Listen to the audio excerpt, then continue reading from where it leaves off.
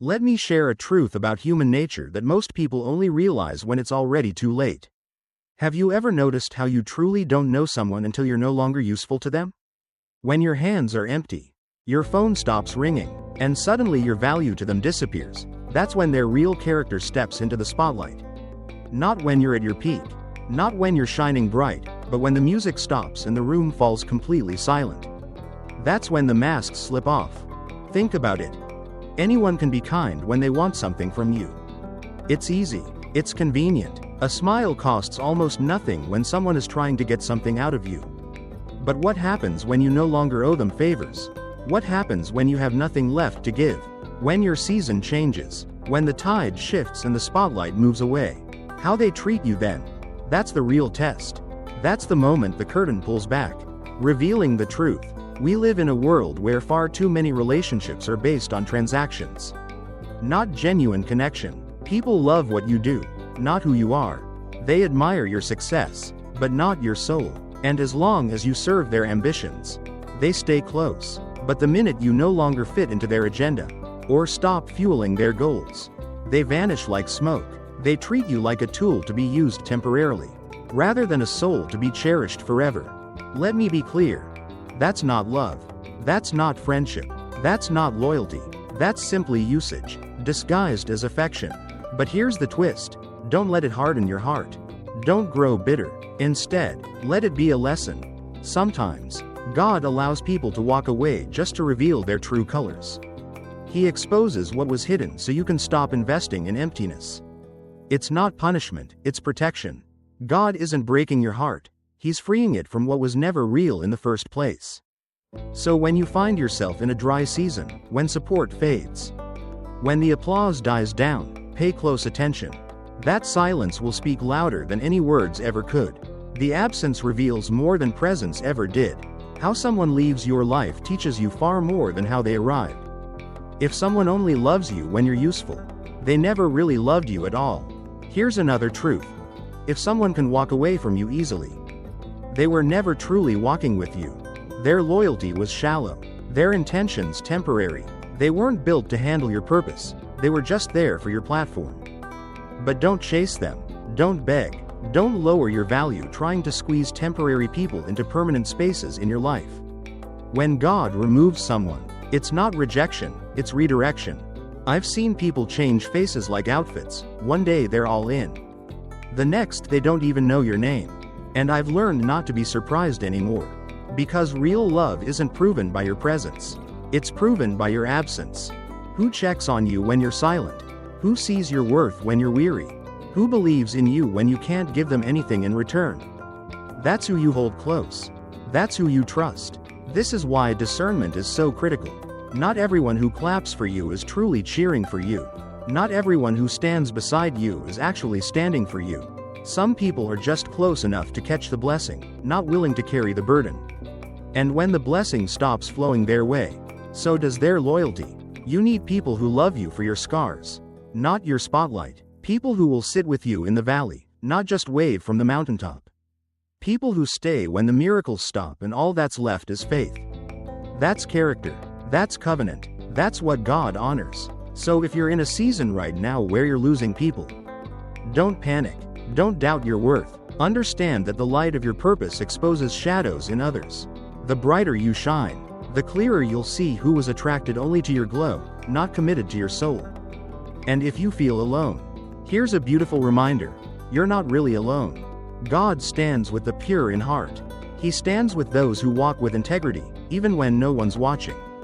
When the crowd walks away, He steps in. When people let go, He holds on tighter. You're not abandoned. You're being aligned. So don't fear losing people who were never meant to walk your whole journey. Let them go with grace. Let them exit with peace. Because if their love depended on your usefulness, their absence is your greatest blessing. You can learn a lot about someone by how they react when you finally say, "That's enough." When you stop bending over backward. Stop saying, "yes," out of guilt. Stop shrinking yourself to make others comfortable. That's when the true nature of the relationship is revealed. Not when everything is smooth sailing, but when you draw the line and protect your peace.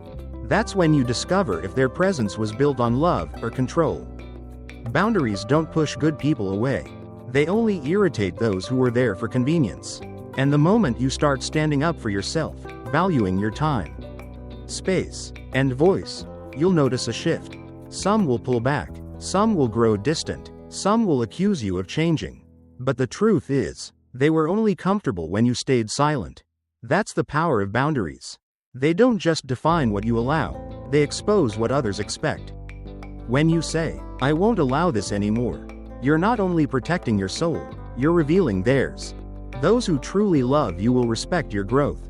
They may not get it at first, but they'll adjust, make room, and honor your right to say no.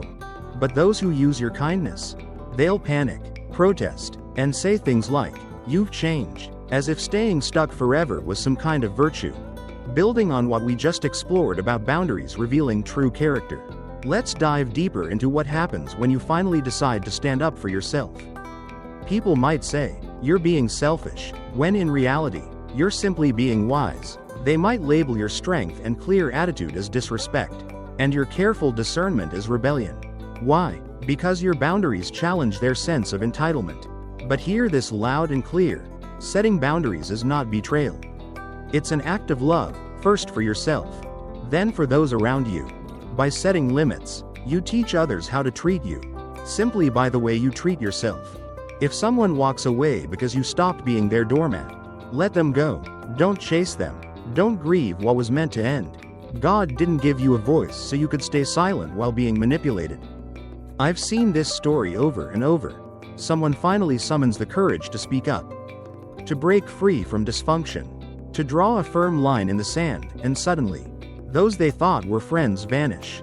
Family members grow cold, coworkers become distant. It hurts deeply, because you believed those bonds were built on care and trust. But now, the painful truth emerges. Those connections were built on your silence. And from that pain, a powerful lesson appears. You realize love without respect isn't really love, it's possession. You come to understand that true peace isn't found in saying yes to everyone, but in learning how to say no, with grace and confidence. Most importantly, you see clearly that anyone who feels threatened by your growth was never truly committed to your well-being. Boundaries test the depth of a person's heart.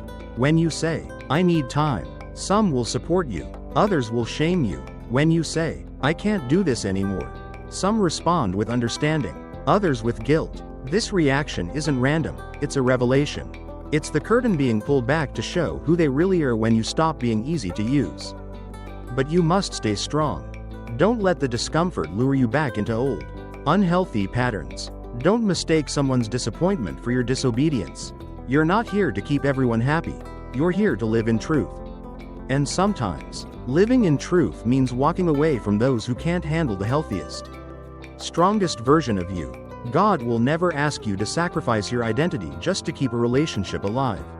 He calls you into wholeness, clarity, and sacred spaces, where love is mutual, not manipulated. So when He tells you it's time to draw a line, don't fear who might leave.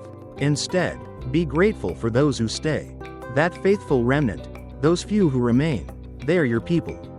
They love the real you, not just the easy version of you. It's okay to outgrow what once felt like home. It's okay to evolve beyond what once defined you. Growth will cost you some company, but it will never cost you your peace. When God ushers you into a new season, He often clears the room before He fills it. So don't fear the empty chairs. Don't mourn those who walked away when you got honest. Sometimes subtraction is actually addition in disguise. If you're struggling right now with the fallout of finally standing up for yourself, remember this: your worth isn't measured by how much you endure. It's measured by how much you honor your spirit. Let people think what they want. Let them twist the story. You're not responsible for their comfort. You're responsible for your calling. It's easy to be strong for a moment. Anyone can show up intense for a day. Anyone can act right when eyes are watching, when applause is loud, or when emotions are high. But true character? That's not born in the heat of a moment. It's shown in the steady consistency of your presence. Because consistency reveals what commitment only claims. I've seen people enter your life loud and full of promises. They're all in for a week, showing up when it's exciting, posting praise, promoting you. But the moment life quiets down, When your shine dims a bit, or your struggles deepen, they drift away. They disappear, and you're left wondering, was it ever real? The answer isn't in how they started. It's always in how long they stayed. Consistency is the quiet proof of true character. It's not glamorous, not dramatic, but steady. It's the person who checks in long after the crowd has moved on. The friend who remembers what you didn't say. The one who doesn't need a spotlight to be loyal, or an audience to be faithful. That kind of character doesn't fade with the seasons. Let me say this plainly. Emotional highs are not the same as spiritual depth. We often confuse passion with purpose. We assume someone who shouts love at the start must be deep in it at the end. But that's not always true. Some people only know how to love when it feels good. They support you only when it benefits them, or when they're inspired. But when the energy changes, their loyalty disappears like smoke. That's why you must watch patterns, not promises. Don't be fooled by emotional outbursts or one-time gestures of support. Real love is quiet. Real love shows up again and again, even when it's not convenient, not exciting, not easy. Anyone can sprint for a moment, but not everyone has the strength to run the marathon. If you want to know who someone really is, don't ask them, watch them. Watch how they handle the everyday, the routine. Watch how they treat the boring days, how they react when the initial rush fades. Because people who only show up during the intense moments will never last through the quiet storms. But those who are steady, they might not be loud, but they're always there, and that presence speaks louder than any grand declaration ever could. God isn't impressed by flames that burn hot but fade fast. He looks for hearts that burn steadily, those who keep showing up in prayer, in service, in love, in truth. People who don't need an audience to stay committed. People who aren't swayed by circumstance, but anchored by conviction. That's real character. That's the kind of person who carries weight in God's kingdom. Consistency might not always look powerful, but it is. It's the mother who keeps praying when her children don't listen. The husband who stays faithful when the marriage feels dry. The friend who keeps calling even when you don't pick up. The mentor who keeps teaching even when no one seems to hear.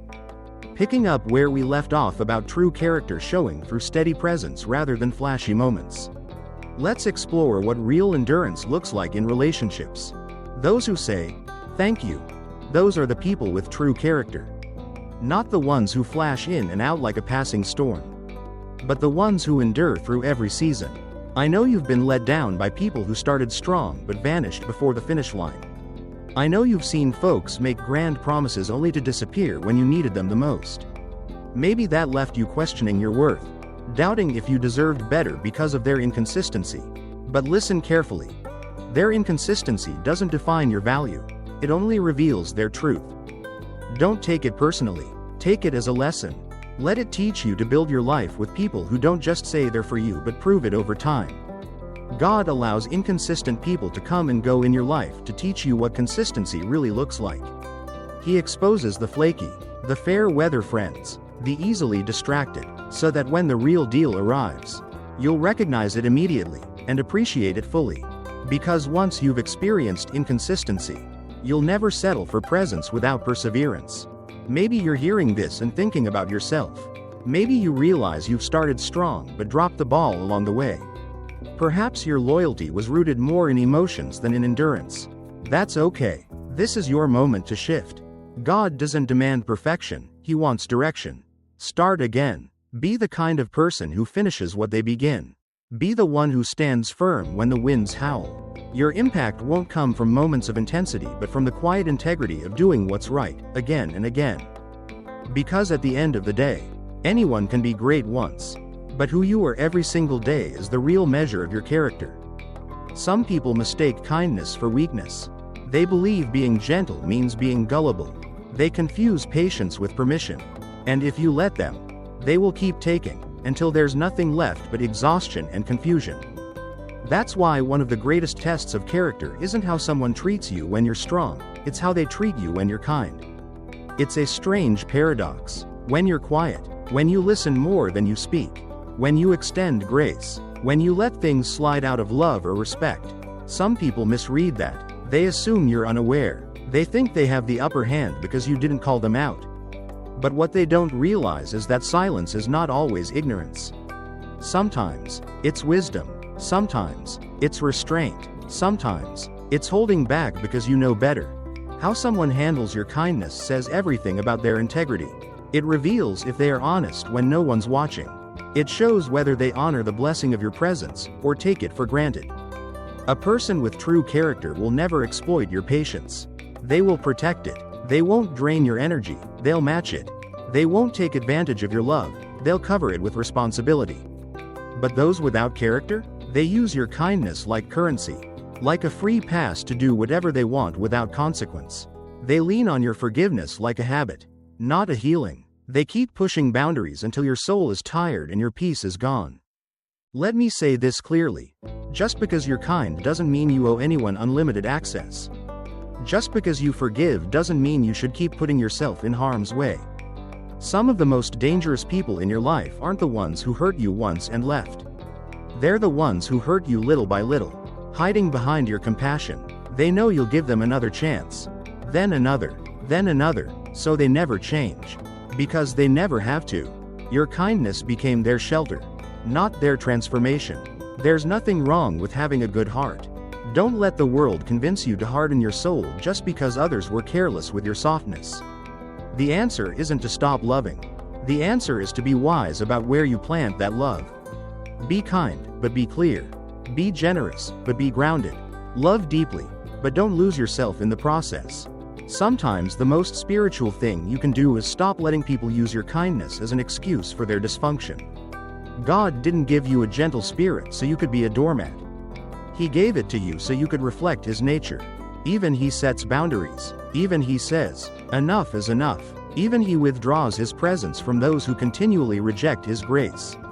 So when you're dealing with someone who takes your goodness for granted, don't let guilt chain you. Don't let the fear of being seen as mean or too much stop you from walking away. Especially from someone who only takes withdrawals and never makes deposits in your life. Being kind doesn't mean being naive. It means seeing clearly and still choosing love. But real love always includes truth. The truth is, if someone can keep disrespecting you and still feel safe in your presence, then your silence has become their permission. You are not weak for being kind. You are strong. But real strength also knows when to step back. Real strength says, I will love you, but I will not let you hurt me. Real strength understands that being Christ-like doesn't mean being crushed. It means being wise, discerning, anchored in truth. Not everyone deserves front-row access to your heart. Some people need to love you from a distance because they have proven they can't handle you up close. And I'll tell you something else. When you finally pull back, when you set those boundaries, the same people who took your kindness for granted will say, you've changed. Let them say it. Let them talk. What they're really saying is, you stopped letting me use you. And that's not your burden to carry. That's their reflection, not your reality. You are not here to be consumed by people who only know how to take. You are here to reflect the love of God with boldness and balance. That means you love from a place of strength, not survival. You serve from a place of clarity, not chaos. You give not because you have to, but because your heart is aligned with purpose. And if someone ever asks you, why did you stop giving so much? Look them in the eye and say, because I finally realized what you were doing with what I gave. You can tell a lot about a person by how they handle power. Not the kind that comes with a title or a platform, but the quiet power we all have at some point. The power to help or hurt. To heal or humiliate. To cover or expose. Some people think character is tested only when you're under pressure. But, continuing from how true character shines through in quiet consistency. Let's now explore another revealing moment. When you're in control, when you hold the power and the advantage. Character shows not only in hardship but also when you have the upper hand. When someone is at your mercy, and no one expects you to be kind, that's when who you really are comes to light. It's easy to preach mercy when you're the one in need of it. It's simple to talk about grace when you're the one on the ground. But the real test? The real challenge? It's how you treat others when they stumble. When you're standing strong and they are not. Will you extend a helping hand or raise a judgmental finger? Will you use their weakness to lift them up or to label and shame them? I've seen many people who were soft and humble when life had nothing to offer them. But the moment they gained an edge, whether it was money, status, or praise, they change. They forgot where they came from, who had helped them, and the nights they cried out for help. Instead of using their power to build others up, they used it to belittle and push others down. That's not strength. That's pride wearing a mask. True strength doesn't show off. It simply shows up. The people with the deepest character are the ones who remember what it felt like to be broken, to be overlooked. They don't mock others who struggle because they know what it means to need mercy.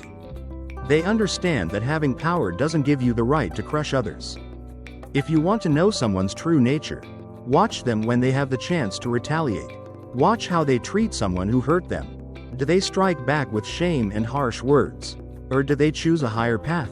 Now, I'm not saying you should let people walk all over you.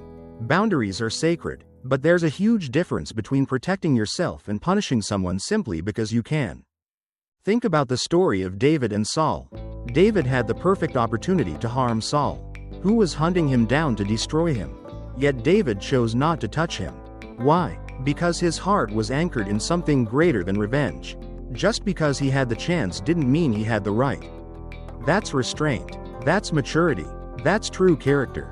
Some of the most powerful moments in your life won't be about what you said but about what you didn't say, the clapbacks you held in, the secrets you kept, the doors you closed gently, even when you had every reason to slam them shut. That's when heaven notices. That's when God says, "Now I can trust you with more." And listen carefully. Just because someone wronged you doesn't mean you have to return the favor. Don't let bitterness write your story. Don't let pain shape your response.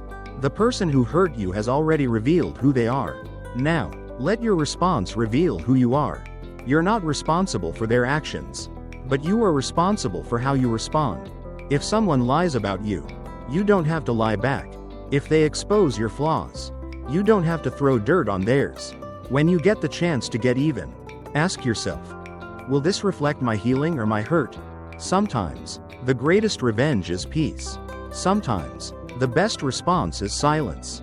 And sometimes, the most powerful move you can make is to walk away with your dignity intact. You don't need to stoop to their level to prove your worth. You don't need to flex your power to show you've grown. People who truly know who they are don't feel the need to prove anything. They let time speak. They let truth speak. And they let God deal with those who try to tear them down. Your integrity is your armor. Your restraint is your strength. And your character, how you treat others when you could crush them, is your testimony. Don't trade that for a moment of ego. Don't trade that for applause or temporary satisfaction. You were made for more than petty power plays. You were made to lead, to uplift, to protect, even when it's hard. One day, the fate of someone may rest in your hands. Maybe it'll be someone who hurt you. Maybe it'll be someone who disappointed you. Maybe it'll be someone who doesn't deserve your kindness. But in that moment, don't let anger steer your actions. Let grace guide your heart. If you want to see someone's true character, watch how they treat those who can do absolutely nothing for them. That's where the truth is revealed. Not when they're trying to impress the boss. Not when they're shaking hands on a stage or basking in the spotlight. But how they treat the waiter at the restaurant, the janitor in the hallway, the child who stutters, the elderly woman who moves slowly, the stranger who needs help and can't repay the favor. We live in a world obsessed with status, influence, platforms, and likes. But character is never revealed in noise. It shows up in quiet moments, in the unfiltered, unseen decisions no one applauds. When someone is kind not because it benefits them but because it's who they are, that's when you know the heart. People often say, well, it's just business, or that's just how the world works. But character isn't situational. It's not seasonal. It doesn't switch on and off like a light. If you're kind to the powerful but cold to the powerless, that's not kindness, that's strategy. Some folks only respect people who can open doors for them. They only show up when there's something to gain. But if someone ignores another just because they lack social capital, that's a problem. That's pride wearing the mask of success. You can't love God and look down on His people. You can't preach grace and walk past someone in need without a glance. That's not conviction. That's convenience. The real ones, the ones with integrity, don't need cameras to do good. They don't need applause to show compassion. They stop for the broken. They see the invisible. They listen even when there's nothing in it for them. Not because they want to be heroes, but because they remember what it felt like to be small, unseen, forgotten. They don't just talk love, they live it. Some of the most beautiful acts of character happen when no one is watching. Like the man who gives his coat to the homeless, the woman who buys lunch for a hungry child, the teenager who helps the old man carry his groceries without filming it for likes. That's who you are, not your title, not your achievements, not your connections. The real measure of who you are isn't in the spotlight or when something's in it for you. It's what you do when there's no transaction on the table. No benefit to be gained. No applause waiting for you. I've seen people who dress up their brokenness with charm. They flash their smiles at the rich and powerful but roll their eyes at the poor or the invisible. They bend over backwards for a famous name, but they treat the very people who clean their floors as if they're not even there. That's not excellence, that's arrogance. And eventually, that kind of pride cracks wide open. Because God sees what humans often ignore. He looks deeper at motives. Not just motion, he weighs the heart. Not just the highlight reel. But I've also seen the opposite. Quiet people, humble souls who don't seek the spotlight. They're not flashy, but their love runs deep. They remember names, show up early, and treat everyone with respect and dignity, whether you're the CEO or just someone trying to get through the day. That's power, that's strength, that's legacy. Let me ask you something. What kind of person are you when there's nothing to gain? Who are you when no one's watching or recording? Can you still be gracious when no one gives you credit? Can you serve faithfully when there's no applause? That's where the real gold is. That's where the eternal things are built. Because God doesn't just put people in your life to test them. He uses them to test you. That person who can't repay you, that's your opportunity to sow seeds that heaven notices.